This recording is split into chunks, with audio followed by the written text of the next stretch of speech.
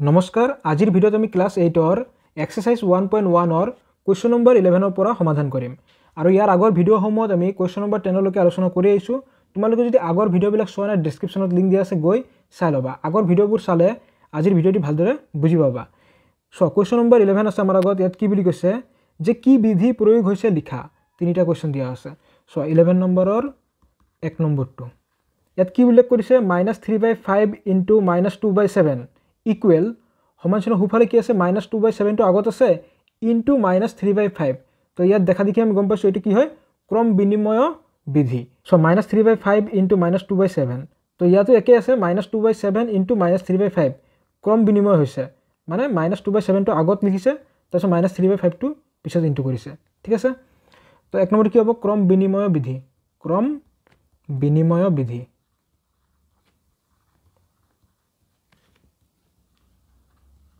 এবাৰ 2 নম্বৰটো চোৱা -4/5 + 0 ইকুৱেল -4/5 ইকুৱেল 0 + -4/5 এত কি লক্ষ্য কৰিছা চোৱা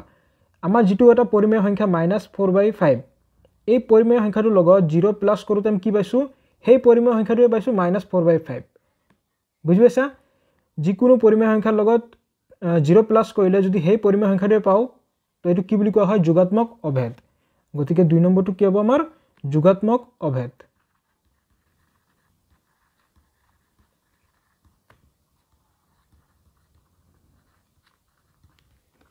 তিনি নম্বৰটো সোয়া 2/9 * 1 ইকুৱেল 1 * 2/9 ইকুৱেল 2/9 তো আমি পাই আছিলো যে যিকোনো পৰিমেয় সংখ্যা এটাৰ লগত যদি আমি 1 ইনটু কৰো সেই পৰিমেয় সংখ্যাটোৱে পাও তেতিয়া হলে এটো কি বুলি কোৱা হয় গুণাত্মক অভেদ গতিকে 3 নম্বৰটোত কি অভেদ প্ৰয়োগ হৈছে গুণাত্মক অভেদ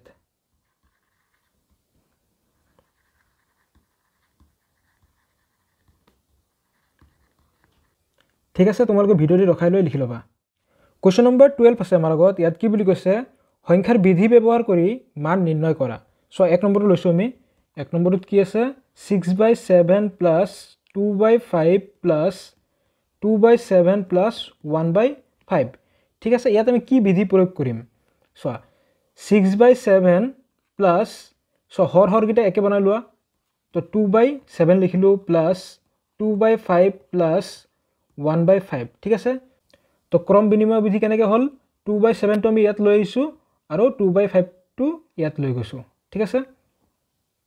তো এনেকৈ ব্ৰেকেটত লিখি দিবা যে ক্ৰম বিনিময়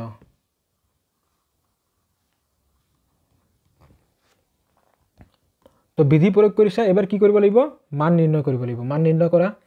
সো 7 আৰু 7 ৰ লসাগু 7 তো ওপৰত কি হ'ব 6 + 2 প্লাস 5 আৰু 5 ৰ লসাগু 5 ওপৰত কি হ'ব 2 + 1 6 2 8 তলত হৈ গল 7 প্লাস 3/5 তো ইকুৱেল সো লসাগু কিমান হ'ব 7 আৰু 5 ৰ লসাগু 35 তো ওপৰত কি আছে 8 8 ৰ লগত কি পূৰণ হ'ব সো 7 দি 35 ত কিমান বাৰ যায় 5 বাৰ যায় তো 8 ৰ লগত 5 ইনটু হ'ব প্লাস কি আছে 3 5 দি 35 ত কেইবাৰ যায় 7 বাৰ যায় তো 3 ৰ লগত 7 ইনটু হ'ব ঠিক আছে তো ইকুৱেল তলত হৈ গল আমাৰ 35 আৰু ওপৰত কিমান হ'ব 5 8 গুণ 40 যোগ 3 7 গুণ 21 তো কি পাইছা 35 আৰু ওপৰত হৈ গল আমাৰ 61 হৈ গল ঠিক আছে তোমালোকে ভিডিঅ'টি ৰখাই লৈ লিখি লোৱা 2 নম্বৰটো চোৱা 670 * 7/11 + 670 * 1/3 তো ইয়াৰ যদি আমি মান উলিয়াব যাও কেই নম্বৰ 2 নম্বৰ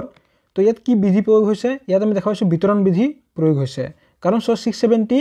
7/11 ৰ লগতো ইনটু হৈ আছে 670 1/3 ৰ লগতো ইনটু হৈ আছে গতিকে এটো আমি এনেকৈ লিখিব পাৰো 670 হোল ইনটু 7/11 + 1/3 তো এটো কি বিধি প্ৰয়োগ হল বিতৰণ বিধি আমাৰ বিতৰণ বিধিটো কি আছিল a whole into b + c equal কি হয় a into b plus b into c তো এই ক্ষেত্ৰটো লক্ষ্য কৰা a ইনটু b হৈ আছিল প্লাস a ইনটু c হৈ আছিল তেতিয়াহলে আমি লিখিব পাৰো যে a whole into b + c তো a whole into b + c লিখিছো ঠিক আছে এবাৰ আমি ইয়াৰ পৰা মান উলিয়াব লাগে 670 ইনটু চোৱা 11 আৰু 3 লখাও কি হ'ব 33 তো ইয়াত কি আছে 7 ইনটু 11 দি 33 কেইবাৰ যায় 3 বাৰ যায় তো ইয়াত 3 ইনটু হ'ব প্লাস 3 দি 33 11 বাৰ যায় তো 1 ইনটু 11 তো ইকুৱেল 670 ইনটু তলত আছে 33 ওপৰত কি হ'ব 3 7 গুণ 21 প্লাস 1 11 গুণ 11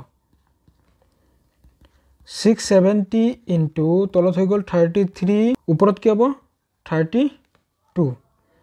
তো ইকুৱেল কিমান হ'ব তলত হৈ গ'ল 33 আৰু আমি যদি 670 ইনটু 32 কৰো কিমান হ'ব 21440 হৈ গ'ল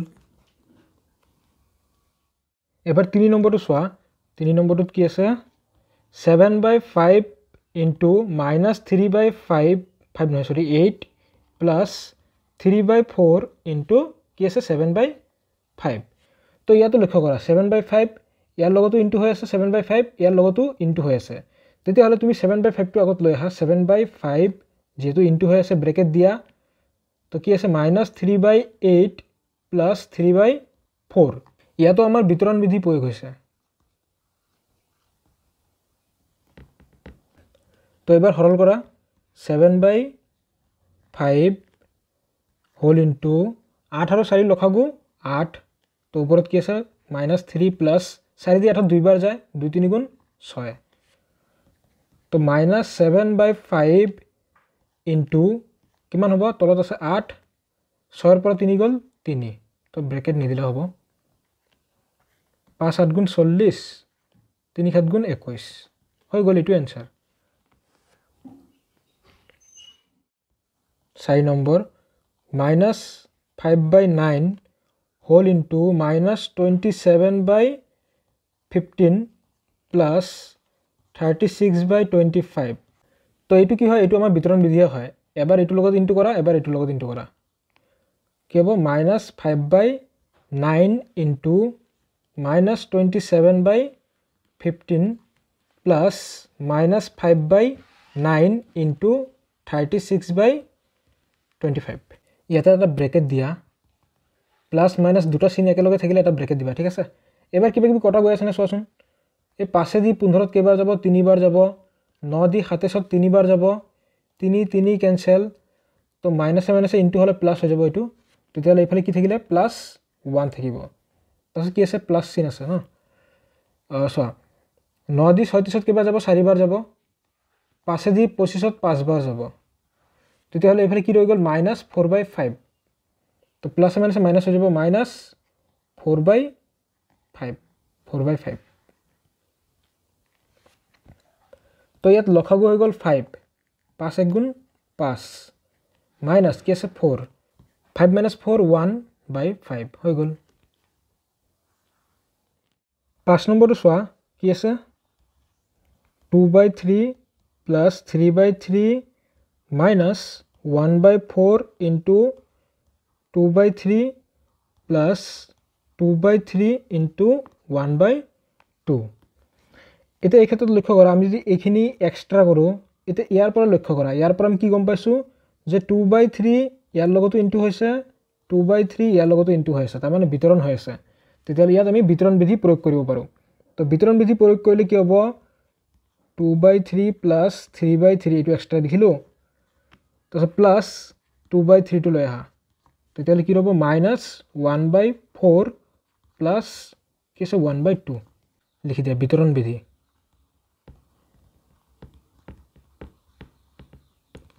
বিতৰণ বিধি প্ৰয়োগ কৰিছা এবাৰ মান উলিবা তো ইয়াত লখাগু হৈ গল 3 ওপৰত 2 plus 3 5 plus 2/3 whole into 4 আৰু 2 লখাগু 4 তো কি আছে -1 plus 2 দি 4 দুই বাৰ যায় 2 1 গুণ 2 5/3 plus 2/3 into তলত আছে 4 2 ৰ পৰা 1 গল 1 তো এবাৰ কিবা ক্যান্সেল গৈছে না 2 দি 4 দুই বাৰ যাব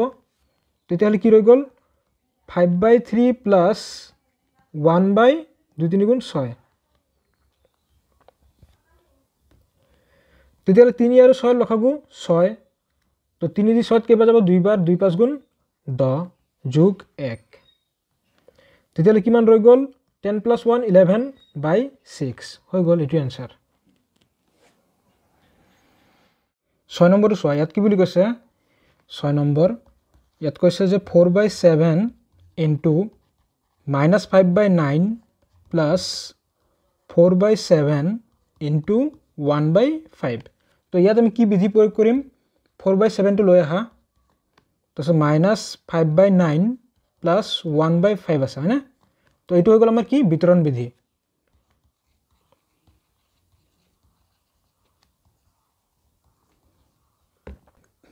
equal 4/7 whole into 5 আৰু 9 লখাও কিমান হ'ব 45 5 9 গুণ 45 তাছত -5 into 9 দি 45 কেইবাৰ যাব 5 বাৰ যাব তো -5 লগত 5 into হ'ব প্লাস কি আছে 1 into 5 দি 45 9 বাৰ যাব 9 into 1 9 equal 4/7 whole into 45 5 5 গুণ 25 মাইনাস আছে -25 প্লাস 9 গুণ 9 ঠিক আছে তো ইকুয়াল 4/7 হোল ইনটু কি আছে 45 আর উপৰত কি হ'ব -25 প্লাস 9 কিমান হ'ব -16 7 into 45 কিমান হ'ব 315 4 into 16 কিমান হ'ব 64 মাইনাস এটা আছে -64/315 গতিকে আমাৰ आंसर কি হ'ল -64/315 হৈ গ'ল 7 নম্বৰটো চোৱা ইয়াত কি আছে 7 নম্বৰ তো ইয়াত আছিল আমাৰ 3/2 -5/7 -1/6 into 3/7 plus 1/14 into 2/3 তো প্ৰথমতে আমি এটো অলপ হজাই লওঁ ঠিক আছে তো এটো এনেকৈ লিখিব পাৰা 2/3 into কি আছে -5/7 তাৰপিছত প্লাস থকাখিনি আগত লিখিব পাৰা প্লাস 1/14 into 2/3 তাৰপিছত মাইনাস টো লিখিলো মাইনাস ব্ৰেকেট দিব পাৰা 1/6 into কি আছে 3/7 ঠিক আছে তো এবাৰ আমি দেখা পাইছো যে 3 দি 6 দুইবাৰ যায় আৰু এইখিনি লক্ষ্য কৰা এইখিনিত কিবা বিধি প্ৰয়োগ হৈছে নেকি তো ইয়াত আমি দেখা পাইছো যে ইয়াত বিতৰণ বিধি প্ৰয়োগ হৈ আছে সো 3/2 ইয়াৰ লগতো ইনটু হৈ আছে 3/2 ইয়াৰ লগতো ইনটু হৈ আছে তেতিয়ালে 2/3 টো লৈ আহা কি ৰৈ যাব -5/7 plus 1/14 ঠিক আছে ইয়াত কি আছে মাইনাস 7 দুগুণ 14 আৰু ওপৰত 1 আছে তো ইকুৱেল 2/3 তো ইয়াত কি হৈ গ'ল লখাগু হৈ গ'ল 14 ঠিক আছে তো 7 দি 14 দুইবাৰ যাব 2 5 গুণ 10 -10 প্লাস 14 দি একবাৰ যাব 1 1 গুণ 1 minus 1/14 তো ইকুৱেল 2/3 into so 10 পৰা 1 গল 9 -9/14 তো দুটা চিন একেলগে থাকিলে এটা ব্ৰেকেট দিবা ঠিক আছে ইয়াত পূৰণ আৰু মাইনাস আছে এখানে ব্ৰেকেট দি দিছো -1/14 3 দি 9 কেইবাৰ যাব 3 বাৰ যাব ঠিক আছে 2 দি 14 7 বাৰ যাব মাজত যদি পূৰণ চিন থাকে তলৰ ওপৰে ক্যান্সেল কৰিব পাৰা ঠিক আছে তো ইকুৱেল এবাৰ ছয়ফালে কি ৰৈ গ'ল তলত আছে অনলি 7 আৰু ওপৰত কি আছে -3 -1/14 তো লখাও কিমান হ'ব 7 আৰু 14 লখাগু 14 7 দি 14 দুইবাৰ যাব 2 3 গুণ 6 -6 মাইনাস তো ইয়াত 1 হ'ব তেতিয়ালে কি ৰৈ গ'ল আমাৰ মাইনাস মাইনাস প্লাস হয় ইনটু মাইনাস থাকে 6 1 7 তলত কি আছে 14 তো 7 দি 14 কেইবাৰ যাব দুইবাৰ যাব তো ওপৰত থাকিব 1 তলত থাকিব 2 মাইনাস এটা আছে -1/2 হৈ গ'ল এটো आंसर ঠিক আছে তোমালোকে ভিডিওটি ৰখাই লৈ লিখি লোৱা কোৱেশ্চন নম্বৰ 13 আছে আমাৰ আগত ইয়াত কি বুলি কৈছে তলৰ সংখ্যা কেইটাই যোগ আৰু পূৰণৰ ক্ষেত্ৰত সহযোগ বিধি মানি চলেনে নাই কৰি চোৱা তিনিটা সংখ্যা দিয়া আছে তো ইয়াৰ সলিউশনটো আমি বেলেগ এটা পেজত কৰি চাও 13 নম্বৰটো চোৱা সংখ্যা তিনিটা কি কি আছিল -2/3, 3/8 আৰু 4/5 আমি চাব লাগে যে এই সংখ্যা কেইটাই যোগ আৰু পূৰণৰ ক্ষেত্ৰত সহযোগ বিধি মানি চলে নে নাই সহযোগ বিধিটো কি আছিল আমাৰ তিনিটা সংখ্যা ধৰা a b c তো ইকুৱেল a b c যোগৰ ক্ষেত্ৰত হলে যোগ চিন দিয়া পূৰণৰ ক্ষেত্ৰত হলে পূৰণ চিন দিবা ঠিক আছে তো সহযোগ বিধি হলে a + b ইয়াত ব্ৰেকেট আৰু এফালে b + c ব্ৰেকেট তো আমি কৰি চাম যে এই ধৰ্মটো মানি চলে নে নাই প্ৰথমতে আমি যোগৰ ক্ষেত্ৰত কৰিম ঠিক আছে লিখা যোগৰ ক্ষেত্ৰত সহযোগ বিধি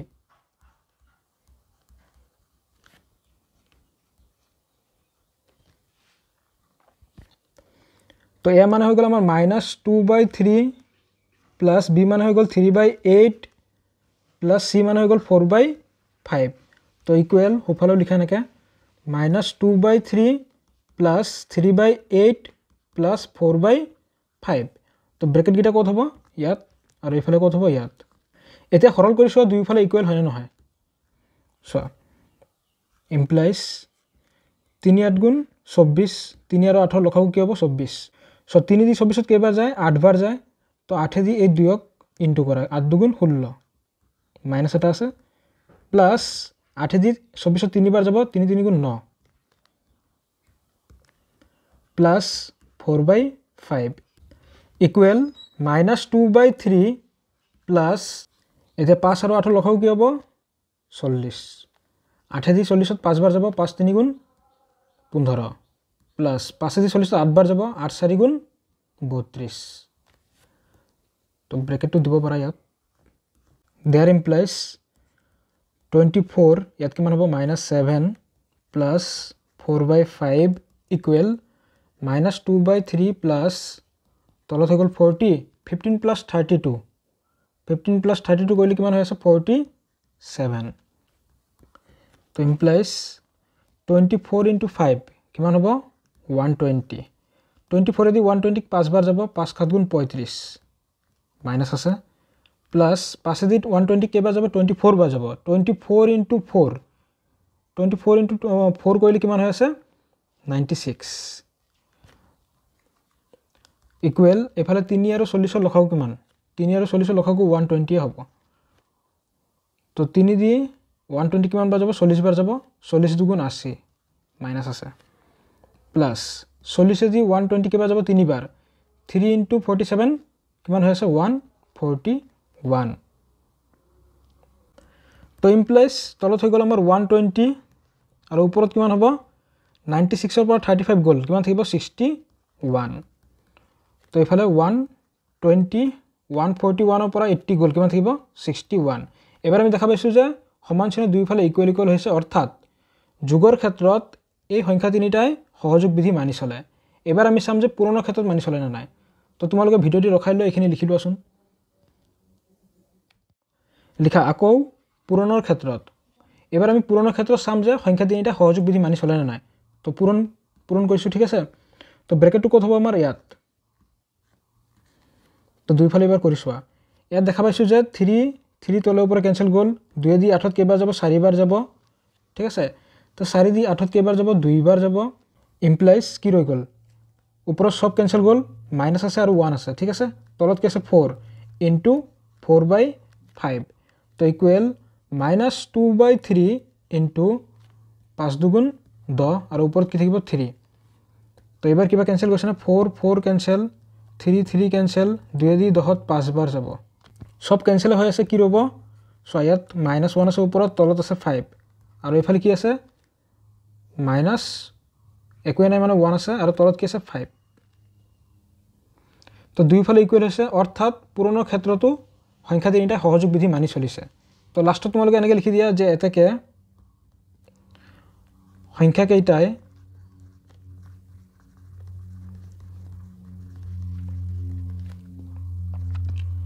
যোগ আৰু পূৰণৰ ক্ষেত্ৰত সহযোগ বিধি মানি চলে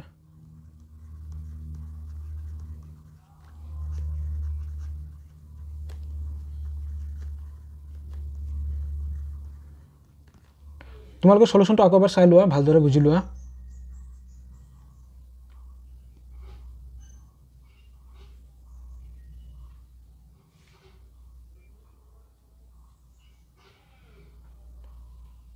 গতিকে কুৱেশ্যন নম্বৰ 13ৰ সলিউশন আছিলে এইখিনিয়ে তোমালোকৰ যদি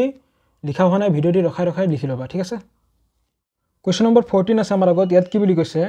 এটা উদাহৰণৰ দ্বাৰা দেখুৱা যে পৰিমেয় সংখ্যা হৰণৰ ক্ষেত্ৰত আবদ্ধ নহয় পৰিমেয় সংখ্যাকেইটা হৰণৰ ক্ষেত্ৰত আবদ্ধ নহয় বুলি আমি দেখুৱাব লাগে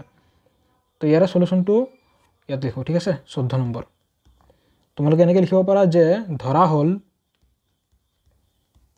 হল 0 আৰু 2 ঠিক আছে তোমালোকে যিকোনো ল'ব পাৰা 0 আৰু 2 দুটা পৰিমেয় সংখ্যা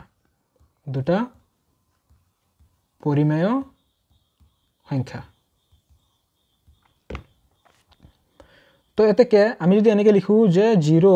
হৰণ আমাক কি বুলি কৈছে পৰিমেয় সংখ্যা যেটা হৰণৰ ক্ষেত্ৰত বুলি কৈছে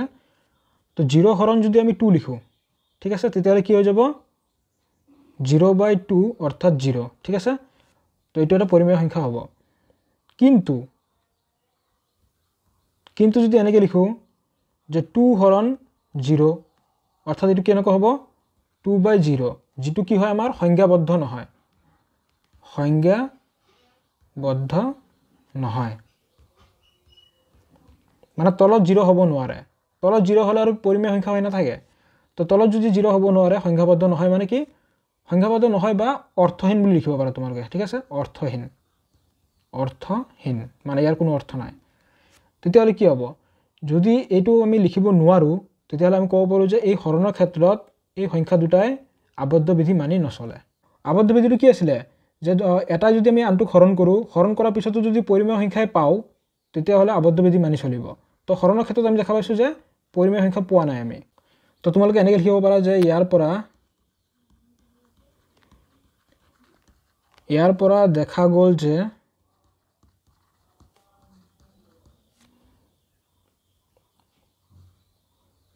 পৰিমেয় সংখ্যা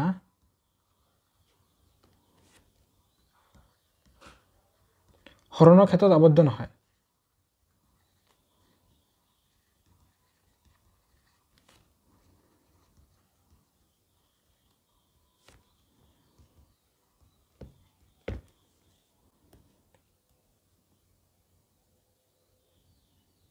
গতিকে আজিৰ ভিডিঅ'টি আমি ইয়াতে শেষ কৰিছো তোমালোকৰ অনুশীলনী 1.2 থকা প্ৰশ্নবোৰ আমি নেক্সট ভিডিঅ'ত আলোচনা কৰিম গতিকে তোমালোকৰ যদি ভিডিঅ'টি চাই ভাল লাগিছে ভিডিঅ'টি লাইক কমেন্ট আৰু বন্ধুসকলৰ লগত শ্বেয়াৰ কৰিবলৈ নাপাহৰিবা লগ পাম তোমালোকৰ সৈতে নেক্সট ভিডিঅ'ত